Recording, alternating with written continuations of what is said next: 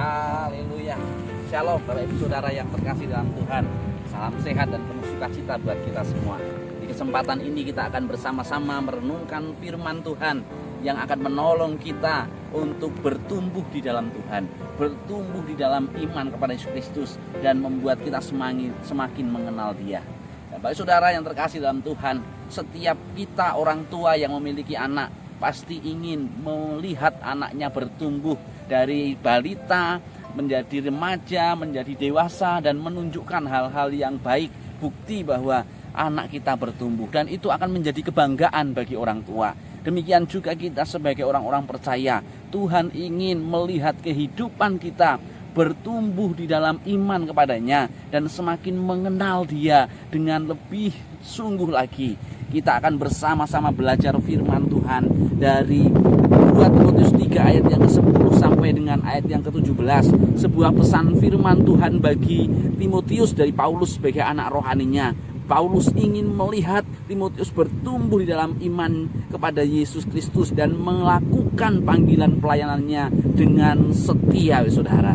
Dan kalau kita memperhatikan di dalam kehidupan orang-orang percaya, ada banyak tantangan, ada banyak persoalan, masalah, pergumulan, bahkan bisa juga penderitaan yang seringkali menghambat pertumbuhan iman kita, yang seringkali membuat kita goyah, yang seringkali kita membuat orang-orang percaya ragu akan Tuhan. Tetapi firman Tuhan mengingatkan kita untuk kita tidak goyah dalam menghadapi pencobaan, karena pencobaan yang datang dalam hidup kita adalah pencobaan biasa yang tidak melebihi kekuatan kita. Dan bahkan diteguhkan dalam Filipi 4 ayat 13, segala perkara dapat kutanggung di dalam Dia yang memberi kekuatan kepadaku. Oleh sebab itu ya saudara, apapun pergumulan, apapun persoalan, apapun tantangan yang kita hadapi di dalam mengikut Yesus, jangan pernah itu membuat iman kita tidak bertumbuh. Justru dari semuanya itu, biarlah kiranya semakin membuat kita bertumbuh di dalam iman keyakinan kita pada Yesus Kristus dan semakin mengenal Dia dengan sepenuh hati ya saudara. Dan bagaimana supaya kita tetap bertumbuh di tengah tantangan, di tengah berbagai macam persoalan hidup yang kita hadapi. Di dalam 2 Timotius 3 ayat yang ke-10 sampai dengan yang ke-11, firman Tuhan berkata, tetapi engkau telah mengikuti ajaranku,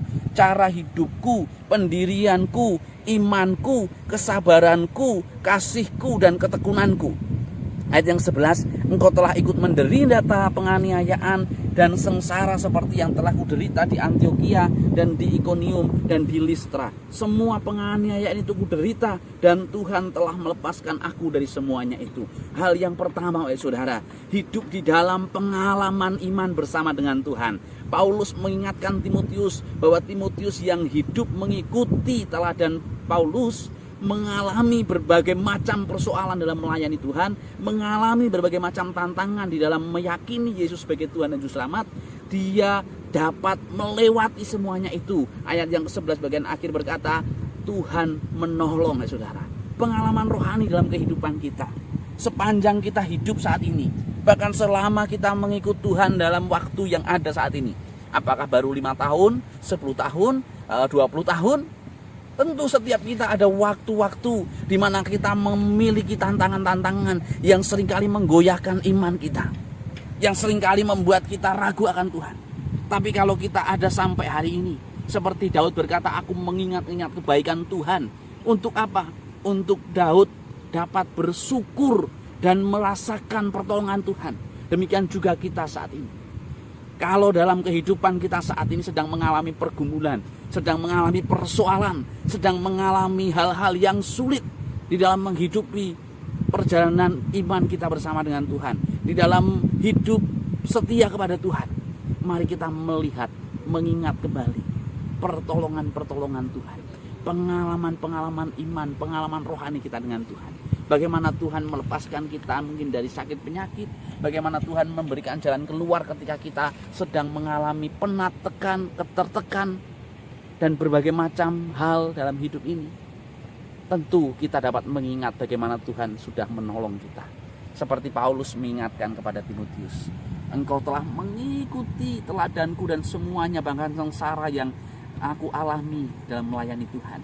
Tapi di tengah semuanya itu, Tuhan telah melepaskan aku daripadanya. Demikian juga saudara, ketika kita mengingat kebaikan Tuhan, ketika kita mengingat kembali perjalanan kita bersama dengan Tuhan, kita akan melihat ada harapan, kita akan melihat ada jalan keluar, kita akan merasakan dan menikmati Tuhan hadir dalam setiap keadaan kita, dan kita akan tetap dapat bersyukur. Hal yang kedua saudara, untuk kita dapat bertumbuh di dalam iman kita kepada Yesus dan semakin mengenal Dia. Ayat yang ke-12 sampai dengan ayat yang ke-14 berkata, memang setiap orang yang mau hidup beribadah di dalam Kristus Yesus akan menderita aniaya. Sedangkan orang jahat dan penipu akan bertambah jahat. Mereka menyesatkan dan disesatkan. Tetapi hendaklah engkau tetap berpegang pada kebenaran yang telah engkau terima dan engkau yakini, dengan selalu mengingat orang-orang yang telah mengajarkannya kepadamu. Nah, hal yang kedua saudara, tetap hidup saleh. Artinya apa? Menjaga kesalehan di tengah situasi keadaan hidup saat ini yang berubah. Banyak sekali perubahan-perubahan, banyak sekali kejadian-kejadian yang seolah-olah kita merasakan rasanya nggak adil. Rasanya hidup ini tidak merasakan kebaikan. Tapi kok orang jahat tambah kaya, orang jahat tambah gemuk, orang jahat bisa semakin bahagia. Sedangkan kita yang hidup mengikuti aturan, ngikutin kehendak Tuhan, kok tetap nggak ada perubahan seolah-olah. Nah, di sini Paulus mengingatkan kepada Timotius dan juga mengingatkan kepada kita. Memang hidup di dalam Tuhan tidak mudah. Karena itu Yesus pun berpesan kepada murid-muridnya, jikalau kamu mau mengikut aku, sangkal diri, pikul salib, ikutlah aku. Artinya bahwa ada tantangan, ada berbagai macam hal yang menghambat untuk kita tetap hidup, meyakini iman dan mengenal Tuhan. Tetapi ayat yang ke-11 Paulus berkata, tetapi hendaklah engkau tetap berpegang pada kebenaran yang telah engkau terima. Tetaplah hidup di dalam keyakinan untuk hidup saleh, untuk hidup berkenan, untuk hidup kudus di hadapan Tuhan. Menjaga kesalehan supaya kita tetap hidup saleh. Ya seperti yang sekarang ini, sekalipun di tengah pandemi gitu ya. Apa sih kesalehan yang bisa kita wujudkan? Ya dalam hal ibadah ya. Sekalipun ibadah online, tetaplah kita memiliki sikap yang hormat. Tetaplah kita menjaga kekudusan. Tetaplah kita setia membangun kehidupan di dalam pribadi, keluarga ya, untuk mesbah-mesbah doa kita. Demikian juga di dalam pekerjaan. Mari kita mengerjakan segala sesuatu dengan tetap sesuai kehendak Tuhan. Ya sekalipun orang rasanya lebih bahagia ketika hidup di luar kehendak Tuhan, tetapi tetaplah pegang kebenaran Tuhan di dalam melakukan kehidupan ini, supaya kita tetap didapati saleh di hadapan Tuhan. Hal yang ketiga saudara, bukan hanya hidup berpengalaman dengan Tuhan, bukan hanya menjaga kesalehan, tetapi hidup kita harus diukur oleh firman Tuhan. Hiduplah didasarkan kepada firman Tuhan. Ayat yang ke-15 sampai dengan ayat yang ke-17. Ingatlah juga bahwa dari kecil engkau sudah mengenal kitab suci yang dapat memberi hikmat kepadamu dan menuntun engkau kepada keselamatan oleh iman kepada Yesus Kristus. Segala tulisan yang diilhamkan Allah memang bermanfaat untuk mengajar, untuk menyatakan kesalahan, untuk memperbaiki kelakuan, dan untuk mendidik orang dalam kebenaran. Dengan demikian, tiap-tiap manusia kepunyaan Allah diperlengkapi untuk setiap perbuatan baik. Hidup yang didasarkan kepada firman Tuhan. Firman Tuhan memiliki kuasa, karena firman Tuhan adalah pikiran Allah yang dinyatakan, yang diungkapkan. Bahkan kalau kita melihat di dalam Injil Yohanes pertama ayat 2, 1-3, di sana dikatakan segala sesuatu diciptakan dari Dia oleh firman Allah. Artinya apa? Bahwa segala sesuatu ini berawal dari firman Allah. Segala sesuatu ini diciptakan dari firman Allah. Dan oleh firman Allah lah dapat memelihara dan menjaga orang-orang yang diciptakan Allah, yang hidup sesuai dengan kehendak Allah. Memang bermanfaat. Ayat yang ke-16 berkata, untuk apa? Untuk mengajar, untuk menyatakan kesalahan, untuk memperbaiki kelakuan, dan untuk mendidik orang dalam kebenaran. Membuat kita semakin berkenan di hadapan Tuhan. Hidup yang didasarkan kepada firman akan membuat kehidupan kita semakin berkenan di hadapan Tuhan. Yang dari tidak tahu menjadi tahu, yang dari kehidupan kita buruk, jahat, kita bisa diperbaharui karena mengerti kehendak Tuhan. Dari kehidupan kita tidak dapat melayani, tidak mau melayani, kita bisa melayani. Kita mau melayani karena Tuhan ingin kita melayani. Dan semuanya itu harus didasarkan oleh firman.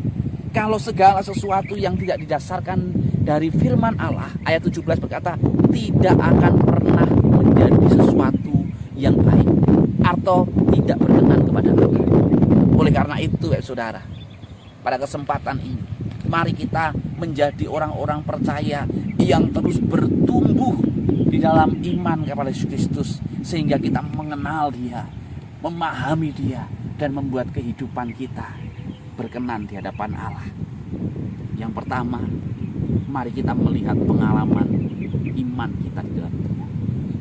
Mari kita mengingat kebaikan Tuhan dalam kehidupan kita. Dengan mengingat kebaikan Tuhan, pengalaman kita dengan Tuhan, kita akan tetap memiliki pengharapan. Kita akan dapat bersyukur apapun keadaan kita. Mau susah, mau senang, mau sedih, mau bahagia, kita akan tetap bisa bersyukur dan tetap memiliki pengharapan. Poin yang kedua, mari kita menjaga kesalehan. Hidup tetap saleh. Dengan apa? Berpegang kepada keyakinan iman kita. Dengan kita melakukan kehidupan menjaga kekudusan dan membangun mesbah-mesbah keluarga masing-masing di keluarga kita. Poin yang ketiga, mari hidup kita didasarkan kepada firman Tuhan, supaya segala sesuatu yang kita lakukan mendatangkan kebaikan, karena di dalam firman Tuhan ada kuasa yang dapat melakukan segala sesuatu untuk Allah nyata dalam kehidupan orang-orang yang mau bertumbuh kepada Dia. Bertumbuh, dan bertumbuh di dalam Tuhan. Haleluya, Tuhan Yesus memberkati kita semua. Amin.